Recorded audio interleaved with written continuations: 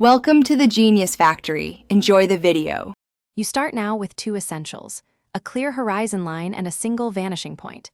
Use a ruler to draw the horizon at eye level, then place the vanishing point where you want depth. Once done, sketch the floor rectangle and the teacher's area using light lines so you can adjust. Make sure to block an aisle spacing and desk rows roughly 1/2 page apart because proportion here sets the whole scene. Keep strokes light. This is your structural map. Now build the interior around your vanishing point. Pull lines from that point to form desktops and chair backs so every surface recedes correctly. This is why perspective matters. Once you have rows, add the teacher desk, whiteboard, and windows. Align each edge to the same vanishing geometry. Then place ceiling lights and a clock, checking proportions as you go. If a desk looks off, erase the nearest corner and redraw along the guidelines until spacing feels right.